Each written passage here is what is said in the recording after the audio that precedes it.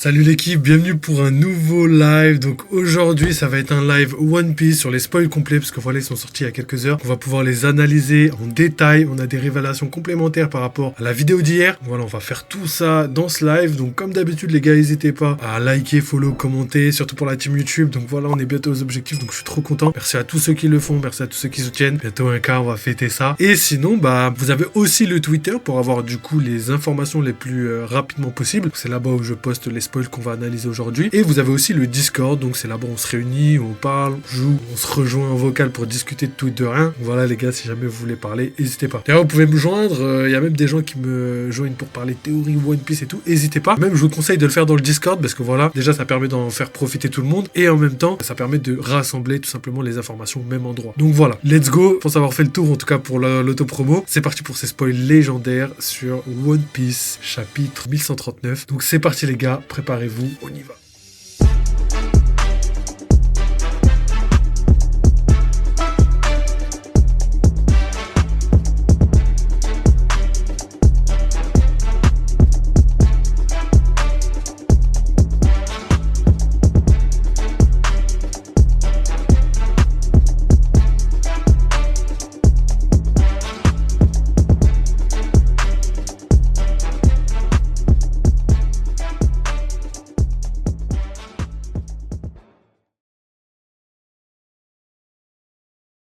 Ok, donc c'est parti, on commence directement ces spoils 1139. Donc là, on va découvrir des informations qu'on n'avait pas forcément, des points de vue complètement différents, des petites scènes aussi additionnelles par rapport à ce qu'on avait eu dans les spoils simples. Là, on va voir en détail et j'ai trop hâte de découvrir tout ça avec vous parce que, à mon sens, c'est ultra pertinent. Donc le titre, c'est toujours le dévoreur de montagne. Alors Luffy et son groupe explorent le château d'Orust pour trouver la clé de Loki. Donc je sais pas pourquoi il marque Orust à chaque fois, mais c'est le château d'Olst. Donc voilà, je sais pas s'il y a un rapport entre les deux et tout, mais bref. Peu importe, tout ce qu'on sait, c'est que voilà, ils sont partis explorer pour chercher les clés de Loki, la mission principale que Luffy a depuis la rencontre avec ce dernier. Les gardes géants ignorent où elle est et le château est trop vaste pour une recherche efficace. Surtout que là, c'est déjà un château de base. C'est gigantesque, un château de géant. Je pense qu'ils en ont pour quelques années avant de trouver la clé, surtout qu'elle est pas n'importe où. On l'a vu dans les premiers spoils. Et du coup, on l'a vu qu'elle était pas du tout à la vue de tout le monde. Elle était bel et bien dans une pièce secrète difficile à trouver. Ils découvrent alors la salle du trône où un trou béant dans le plafond attire leur attention. Au sol, ils remarquent un cercle magique gigantesque, ce qui intrigue Luffy. Luffy dit c'est quoi ce truc? Donc voilà, ils sont tombés sur la fameuse invocation de Im-sama, l'apparition tout simplement de Shamrock, donc trop bien fait parce que voilà, il y a quand même des séquelles, il y a bel et bien un trou dans le plafond, il y a bel et bien un cercle magique qui est conservé au sol, donc voilà, c'est trop lourd. Je sais pas s'il y a déjà un membre de l'équipage qui a déjà vu un cercle magique, il me semble que oui, en tout cas Luffy normalement est censé le voir, étant donné qu'il a vu les Gorosei apparaître, mais bon, on peut pas compter sur lui pour se rappeler de quoi que ce soit, mais potentiellement Sanji qui aurait potentiellement vu ça et qui aurait noté ce petit côté spécial de tout ça, ce petit côté intriguant de ces cercles, de ces pentagrammes magiques. Donc on continue. Nami dit on dirait un cercle magique comme ceux dans certains livres, une sorte de rituel pour invoquer des démons. Et Rod dit pourquoi un truc pareil dans la chambre royale, c'est flippant. Donc voilà les gars, encore une fois on a une réponse par rapport à l'invocation du cercle magique. C'est bel et bien quelque chose qu'on utilise pour invoquer les démons. Je pense que Im-sama, elle, a le pouvoir d'envoyer tout simplement, et par contre le cercle, lui, il est posé pour pouvoir invoquer. Donc faut bien garder ça en tête parce que justement là on a quand même une phrase qu'il va falloir voir la traduction exacte et aussi la version officielle, mais on a une phrase qui prouve qu'il y a bel et bien potentiellement quelqu'un qui dans le présent ou dans le passé a fait ce cercle magique et c'est la raison pour laquelle Shamrock a pu se téléporter directement sur Elbaf. Donc voilà, encore une fois, Oda ne fait pas les choses au hasard et c'est magnifique de voir à quel point c'est cohérent. On continue. Pourquoi un truc pareil dans la chambre royale, c'est flippant? Ça c'est Rhodes qui dit ça. Luffy répond, j'ai l'impression d'avoir vu ça récemment, soudain une voix l'interpelle. Donc voilà, je vous avais dit Luffy, on peut pas compter sur lui pour se rappeler de ça, mais évidemment il l'a pas oublié, donc voilà, c'est quand même pas mal. De sa part, on prend quand même. Bien joué Luffy. Il y a quelqu'un qui du coup interpelle Luffy et dit chapeau de paille Luffy. Et Luffy répond, hein? Qui a dit ça? Un démon? Et Nami répond, les démons n'existent pas. Qui est là? Rhodes du coup continue et dit, peut-être les esprits des morts. Et du coup, une énorme hache fonce sur Rhodes qui l'esquive de justesse. Luffy et Zoro réagissent immédiatement. Luffy s'étire pour attraper Nami en chute libre et la confie à Zoro. Un homme mystérieux apparaît alors, assis sur le trône. Waouh, c'est légendaire. Donc c'est comme ça qu'il apparaît. Waouh, c'est légendaire. Donc il est comme As, il a acheté sa hache et il est comme As. Non, c'est trop, c'est trop. Là, Oda, il nous régale. Quand on veut du flow, il sait faire, il sait faire. Beaucoup critique, mais là, franchement, il est au top, Oda. Et du coup, Rhodes qui dit, ah, monsieur Ya, pourquoi êtes-vous ici? Donc voilà, Rhodes le connaît, évidemment, ce qui est totalement logique étant donné qu'il vit sur l'île et que on va apprendre plus tard que cette personne secrète dont on connaît tous le nom maintenant est bel et bien l'habitant de l'île. Donc on continue. L'homme est identifié comme Yasan, un ancien pirate habitant à Elbaf. Il dégage une immense aura et explique qu'il a ressenti un haki anormal émanant du château. Légendaire, théorie validée. Encore une fois les gars, l'analyse ne sert pas à rien parce que je vous avais dit, la raison pour laquelle il s'est dirigé vers le château potentiellement viendrait du fait que l'apparition de Shamrock ait déclenché son haki de l'observation du futur qui a permis à cet homme secret de pouvoir tout simplement comprendre que quelque chose d'anormal se passait. Et du coup, il est direct venu voir, voilà, c'est légendaire, j'adore. Théorie validée encore une fois. Allez, on continue. Alors, il a entendu parler de Luffy et du fait qu'il a battu Kaido, ce qui lui donne envie de revenir à Wano après des années. Donc Yasan est en réalité Scooper Gaban, ancien membre des pirates de Roger. Il a les mêmes longs cheveux et lunettes de soleil que dans le flashback d'Oden. Il porte une longue barbe tressée et une cicatrice en forme de flamme sur le front. Il est vêtu d'une chemise hawaïenne et d'un short. Ouah, chemise hawaïenne, non, j'aime trop. Mais c'est quoi ce flow de malade mental? Wesh, il est cinglé ou quoi? Chemise hawaïenne, short, longue cape rayée comme on a vu dans le chapitre avec un kasa japonais. Je veux dire, il est parti sur chaque île, il a pris un élément, il a dit ça va être ma tenue. Non frère, là faut revoir le style, mais flow légendaire. Alors Rhodes révèle que Yasan est le mari de Ripley et le père de Kolo, ce qui choque Nami. On se demande pourquoi. Alors Yasan explique alors un concept clé, l'amour et liberté. Il parle des hybrides de différentes races comme les boucaniers, les dosundadas, les longues jambes, les longs coups, les Wutens. Wesh, c'est quoi tout ça là? C'est quoi toutes ces races? Je suis abasourdi. Donc là, on va vraiment rentrer encore dans des révélations par rapport aux races. Je vous avais dit les gars, là, Elbaf, arc de la révélation. Là, on est carrément dedans. Il explique que leur survie est difficile, mais que l'esprit humain est toujours capable d'évoluer. Zoro s'interroge sur son identité. Et du coup, il dit, vous semblez en savoir beaucoup. Qui êtes-vous vraiment? Et Yasan répond, je suis le missionnaire de l'amour. Wesh. Et Luffy fait une blague et il dit, c'est sûrement ce que Sanji va devenir en vieillissant. Non, il est légendaire. Même Luffy, il est trop fort. Même Luffy, il est trop fort. C'est seulement, il peut faire une petite imitation en mode, c'est Lord Ali de l'amour. Non, j'adore.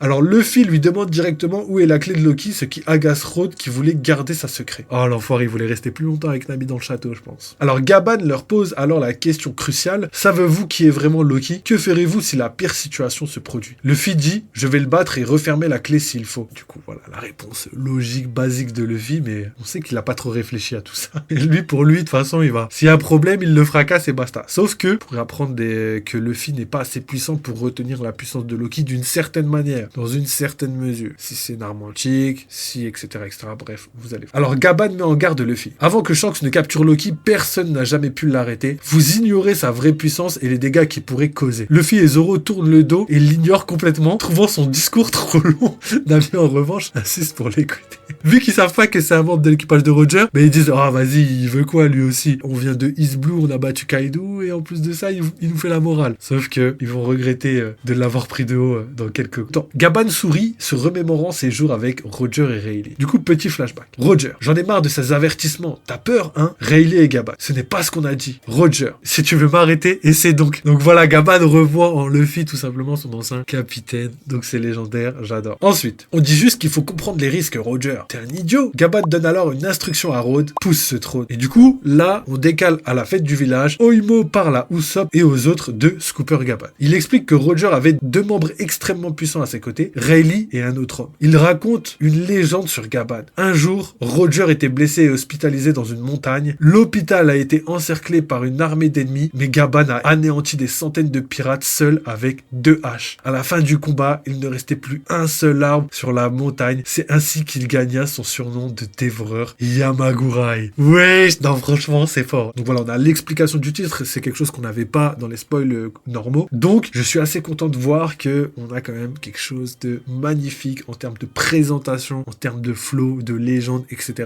Donc voilà, tout est carré, plus qu'à voir un petit peu ce que nous réserve la dernière information au sujet des spoils complets et on parlera de tout le reste en analyse. Retour au château, Rhodes ouvre le passage secret sous le trône, Luffy et les autres descendent et arrivent dans une salle au trésor caché. Tous les coffres sont vides, sauf un objet central, la clé de Loki. Et du coup, Nami Nami dit des coffres vides, espèce de menteur. Et Gaban dit c'est un château abandonné. Tu t'attendais à quoi? Mais alors que Luffy s'apprête à prendre la clé, Yasan bondit et l'intercepte. Donc voilà, petite démonstration de vitesse de la part de Scooper Gaban. Et si Scooper Gaban et Sanji sont vraiment un parallèle trait pour trait, Gaban pourrait être l'homme le plus rapide de l'équipage de Roger, avec potentiellement le meilleur acquis de l'observation après le capitaine en question, enfin après Roger. Donc à voir, mais c'est quelque chose qu'il faut bel et bien garder en tête, étant donné que Rayleigh est épéiste d'une certaine manière. Je pense que tout ça commence à rentrer et à être plutôt réel. On verra, mais on discute de tout ça dans l'analyse. Il enlève son manteau et son kassa, révélant son véritable charisme. Il déclare « La libération de Loki est une chose que même les pires criminels ne souhaitent pas. » Et du coup, on retourne à la fête au village. Oimo Ikashi conclut l'histoire. Cet homme vit à Elbaf depuis plus de 20 ans. Et l'équipage de Luffy dit « Quoi? Vraiment ?» Et Oimo Ikashi ajoute « Il est l'égal de Roger et Rayleigh. » Waouh, déjà la phrase est très très forte, mais attention encore une fois, on n'est pas sur un discours officiel. Attendez de voir le chapitre avant de dire « Il est l'égal » parce que c'est compliqué et je doute sincèrement que Roger n'ait un seul égal dans le monde à part potentiellement Xebec. Donc gardez bel et bien ça en tête. Le chapitre se termine sur un duel annoncé. Gaban tenant la clé provoque Luffy. Alors, es-tu capable de prendre cette clé? Et Luffy dit hein? Oimo Ikashi de leur côté disent le bras gauche du roi des pirates, Scooper, Gaban, et Gaban qui dit prends-la si tu veux. Et du coup on est fin du chapitre. Pause la semaine prochaine. Retour dans le Weekly Shonen Jump numéro 13 de 2025, sorti 24 février. Donc là c'est on va dire la sortie officielle du chapitre dans le Shonen Jump. Donc c'est le 24 février, nous on l'aura quelques jours avant, 4-5 jours avant, dans les spoils évidemment. Donc voilà les gars pour tout simplement cette première partie, donc la react au spoil complet de One Piece. J'ai trouvé ça légendaire, j'ai trouvé ça ultra pertinent. Là on va passer à l'analyse, mais juste avant, comme d'habitude pour la team Twitch, on va faire une petite pause. Ok, donc c'est parti les gars, on va passer à l'analyse de ces spoils complets du chapitre 1139. On va essayer de faire concis, je vais vous parler de 3-4 choses, hein. Je pense qu'on va parler de Scooper Gaban évidemment en premier, ensuite on parlera de l'invocation, on va parler d'un petit peu de tout ça, et ensuite on va parler de Loki rapidement pour finir sur les fameuses races. Il y a une grosse révélation au niveau des races et ça je vous le dirai qu'à la fin. Donc on commence avec Scooper Gaban qui arrive avec une entrée légendaire. Il est surnommé le dévoreur de montagnes parce que voilà, il s'est battu contre des centaines de pirates tout seul. Il a anéanti vraiment tout le monde et à la fin il n'y avait plus un seul arbre sur la montagne. Donc c'est ce qui a fait aussi en sorte que la légende de Gaban ait grandi tout simplement. Du coup ça montre à quel point il est très très fort, ça montre à quel point il se bat exclusivement avec des haches. Donc le fait qu'il soit à Elbaf était cohérent tout ce temps, même si je pensais le contraire. Il y avait énormément de choses qui étaient dans ce sens-là. Et évidemment, bah voilà, on peut pas avoir tout le temps raison comme je le dis à chaque fois, mais c'était assez logique, il y avait beaucoup de choses et tout. Moi je pensais plutôt à l'homme à la brûlure, mais le fait qu'il ait une flamme, peut-être que juste j'avais raison depuis le début, mais qu'en fait c'est juste le fait que je le pensais ailleurs, je le pensais plus proche de Roadstar que d'Elbaf, mais en fait il pourrait avoir tout simplement les deux, et peut-être que Elbaf renferme bel et bien le dernier héros de Poneglyph qui se trouverait potentiellement sur le bateau de Scooper Gaban. Donc ça on verra en détail, mais c'est des choses qu'il faut prendre en compte. Donc voilà, ensuite l'entrée légendaire où on le voit arriver avec sa hache, il menace tout l'équipage avec une vitesse légendaire, donc ça faut bien le noter, hein. Oubliez pas que Sanji c'est l'homme le plus rapide de l'équipage de Monkey D. Luffy, donc je pense sincèrement que Sanji pourrait avoir un parallèle avec Gaban et que Gaban pourrait être l'homme le plus rapide de l'équipage de Roger. Donc ça on a vu déjà des parallèles avec le missionnaire de l'amour avec la petite blague de Luffy légendaire où justement il se moque de Sanji. C'est dommage qu'on voit pas Sanji éternuer à ce moment-là, ce serait légendaire, mais justement il se moque de Sanji sur le fait que voilà, c'est exactement la manière dont Sanji va vieillir, et c'est un petit peu la réalité parce que oublions pas que l'équipage de Roger c'est un parallèle direct avec l'équipage de Luffy. Donc ça c'est des choses qu'il faut comprendre. Et au niveau du power scaling, on sait très bien que Scooper Gaban pourrait être très très fort. Je pense même qu'il pourrait potentiellement mettre vraiment Luffy à mal. Je pense que sur une période courte, comme par exemple les 10 minutes où il peut tenir le Gear 5, Gaban pourrait être plus fort que Luffy, mais évidemment à la longue, Luffy empereur jeune, tout fait en sorte que Luffy gagne, c'est assez logique. Par contre Gaban, dans une bonne situation de combat, avec les circonstances qui vont dans son sens, pour moi il est vraiment capable de battre Luffy, parce que il suffit qu'il soit très rapide, qu'il esquive tous les coups de Luffy, que Luffy se fatigue pour rien, et que Gaban arrive à mettre des coups suffisamment dévastateurs pour le mettre en déroute. Surtout que s'il le prend alors qu'il est fatigué, bah franchement Luffy a aucune chance tout simplement. Donc je pense que c'est comme ça que Oda veut jouer un petit peu avec Luffy et Gaban, mais voilà. au niveau du power scaling réel, je pense que Luffy est quand même plus fort que Caban. Ça, c'est pour moi obligé. Ensuite, on a le pentagramme, donc l'invocation qui est bel et bien présent à Elbaf. On dirait même qu'elle est bien présente depuis potentiellement plus longtemps. Donc voilà, c'est carrément ce qu'on pensait sur la chaîne. Est-ce que, justement, ça date d'aujourd'hui ou ça date carrément d'il y a 6 ans quand Loki aurait potentiellement tué son père? Supposément, étant donné que peut-être qu'on lui a juste fait porter le chapeau. Donc ça, c'est des choses qu'il faut absolument même garder en tête parce que je pense sincèrement que si personne n'a réussi à arrêter Loki à part Shanks, c'est peut-être à cause du fait que Loki était fou de rage, qu'il a perdu le contrôle de soit son fruit du démon, soit du fait que c'est une arme antique, en fonction de ce qu'il est réellement, et que du coup il a tout détruit sans distinction et que la seule personne à avoir réussi à l'arrêter était bel et bien Shanks. Donc quand tu prends toutes ces informations en compte, tu peux tout simplement supposer que Loki n'ait pas tué son père et n'est pas l'homme détestable que tout le monde imagine. Ça, c'est une première chose. Ensuite, au niveau des cercles magiques, ce qui est bien fait, c'est qu'on a bel et bien le trou dans le plafond et le cercle au sol. On a même Luffy qui réagit, mais qui se souvient pas que c'était en rapport avec les Gorosei. Bon, dommage, tant pis pour nous, mais évidemment, c'est quelque chose qui est à garder en tête parce que Luffy n'a pas totalement oublié. Donc potentiellement, qui pourrait à un moment se rappeler que tout ça s'est passé il y a pas très longtemps à Egghead. Il abuse de ouf, je te jure. Donc voilà, j'ai parlé de Loki, j'ai parlé des cercles magiques. Maintenant, on va passer à la dernière partie sur les fameuses races. Donc il y a plusieurs races. Donc il y a les longs coups, les longues jambes, il y a sûrement les longs bras, il en a pas parlé, mais pour moi, ça rentre dans la même catégorie. Il y a aussi les boucaniers, ça, on en a parlé très longuement, donc je pense qu'il n'y a pas besoin de vous rappeler c'est quoi. Et il y a les Wotens. Les Wotens, en fait, c'est des hybrides entre les géants et les hommes-poissons. Donc voilà, c'est quelque chose qu'on avait déjà vu, tout simplement, pendant l'arc d'Evic Backfight. Je vous en avais parlé en plus il y a quelques semaines, donc voilà, pour les plus assidus d'entre vous, bah, vous êtes récompensés parce que l'information était déjà traitée sur la chaîne. Donc voilà, ça, c'est pas surprenant, on en a parlé. Par contre, il y a une seule race dont on ignore tout et qui a été cité, c'est les Dosun Dadas. Donc la seule fois où j'ai entendu Dosun, c'était le mec de l'île des hommes poissons. D'ailleurs, pour ceux qui regardent les épisodes, vous allez le voir très bientôt se battre. Celui avec le marteau. Mais à part ça, on n'a aucune information.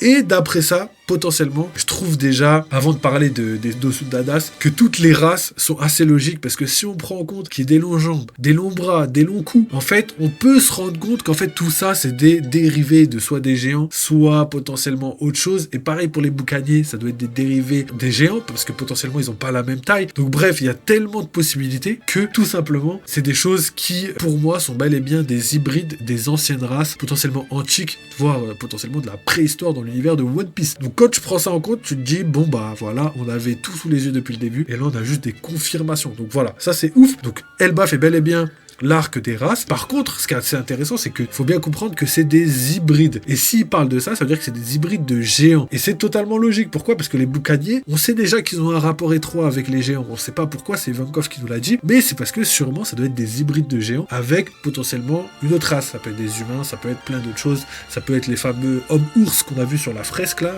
On sait pas si c'est un mic ou potentiellement un boucanier. Ça, je vous le réserve pour ma vidéo, mes petits cadeaux. Voilà, je vous balance des petites infos comme ça. Mais par contre, effectivement, il doit y avoir une race antique en rapport avec les boucaniers. Si c'est des hybrides, ce serait logique qu'on n'ait pas vu de boucaniers. Si la fresque représente bel et bien le siècle avant le siècle oublié, donc le siècle millénaire, on va l'appeler comme ça, eh ben, c'est normal qu'il n'y ait pas d'hybride parce que c'était les races primordiales. Donc, logiquement, il n'y a pas d'hybride. Et du coup, c'est assez sympathique parce que finalement, on pourrait imaginer facilement que ces fameux hybrides viennent après tous ces événements-là, tu vois. Donc voilà, on a quoi? On a donc les boucaniers expliqués. Donc, c'est un hybride entre les géants et une autre race. Sûrement une race primordiale qu'on a vue sur la fresque. On a les longs coups, les longues jambes, les longs bras. Tout ça, clairement, longs bras, longues jambes, ils sont disproportionnés par rapport à leur corps. Ça doit être moitié géant, donc jambes de géant sur un corps d'humain. Donc ce qui serait cohérent. Donc voilà, ça fait des difformités entre guillemets, mais ça fait des races complètement différentes. Donc ça expliquerait ça. On a les Wotens, pareil, en rapport avec les géants. Donc on a bel et bien un géant et un homme poisson. Ça donne les Wotens. Donc voilà, révélation tout simplement sur les races. Donc voilà, toutes les races qui ont été présentées là, je pense sincèrement qui pourraient tout simplement être des races en rapport avec les géants. Et pour terminer avec les Dosun Dadas, je dirais que les Dosun Dadas pour moi pourraient être soit d'un côté la race de Big Mom ou de Barbe Blanche, parce que voilà, c'est des hybrides, on sait pas comment il peut être aussi grand et en même temps détenir autant de force. Ça c'est une première théorie. Et de l'autre côté, on pourrait imaginer que ça pourrait être Barbe Noire. Pourquoi? Parce que Barbe Noire vient bel et bien d'une race dont on ignore tout. Et ce qui est assez intéressant, c'est que Oda pourrait très facilement nous glisser la race de Barbe Barbe Noire sans rien nous dire dessus, mais en fait, c'était là depuis le début, c'était là sous nos yeux, il nous l'avait dit. Et n'oublions pas quand même que Rayleigh connaît énormément de choses, c'est l'une des personnes les plus intelligentes du monde, en tout cas à son époque, et en plus de ça, je dirais même que Barbe Noire, il le connaît, il l'a déjà vu plusieurs fois, il a vu qu'il dormait pas, même Shanks et tout le savent très très bien, et je pense qu'ils étaient au courant de sa race. D'ailleurs, si Marco était au courant de la race de Barbe Noire, je pense que tout l'équipage de Roger devait être au courant au moins du nom, et potentiellement que notre ami Caban pourrait avoir des informations complémentaires par rapport à tout ça. Donc voilà, je vous laisse ça comme ça pour l'instant parce qu'on va attendre de voir le chapitre. Donc on va attendre de voir le chapitre demain ou après-demain en fonction de la date à laquelle il sort. Et on détaillera tout ça évidemment dans le chapitre. Donc voilà, je termine sur ça par rapport à l'analyse parce que voilà, je voulais pas être trop long aujourd'hui. Et pour la team YouTube, les gars, n'hésitez pas à follow, liker, commenter. N'hésitez pas à envoyer de la force parce que voilà, on est bientôt à l'objectif. Je suis assez content. Je vous remercie d'ailleurs au passage. Et nous, on continuera tout simplement les lives très prochainement. Je vous préviendrai de toute façon sur Twitter. D'ailleurs, n'hésitez pas à y aller parce que sur Twitter, c'est là-bas où je mets toutes les informations, y compris les spoils complets qui sont sortis et qu'on a étudiés aujourd'hui. Vous avez aussi le Discord si vous voulez discuter, si vous voulez jouer avec nous, si vous voulez partager des moments avec la commu, échanger tout ce que vous voulez en rapport avec One Piece, c'est possible. Allez directement sur le Discord. Et sinon, voilà, je dis assez souvent, j'oublie même un petit peu en ce moment, mais il y a aussi les souscriptions pour participer de manière financière. D'ailleurs, merci à tous ceux qui participent, ça envoie vraiment de la force. Et bah écoutez, on essaie de vous rendre ça très prochainement dans les vidéos et j'espère que tout simplement le contenu vous plaît. N'hésitez pas à me le dire, comme ça au moins s'il y a des choses à redire, j'essaierai de les améliorer. Et vous inquiétez pas, j'ai prévu pas mal de choses. Au niveau technique, déjà, il y a des améliorations au niveau du son et tout qui vont se faire. Et il y a d'autres choses qui sont en préparation. Donc voilà, grosse vidéo sur la fresque. Je vous ai préparé trop de trucs. Et évidemment, des concepts un peu différents de ce qu'on a l'habitude de faire. Donc voilà, je pense avoir fait le tour. N'oubliez pas, vive les jeux vidéo, vive One Piece. Merci d'avoir suivi cette vidéo et à très bientôt.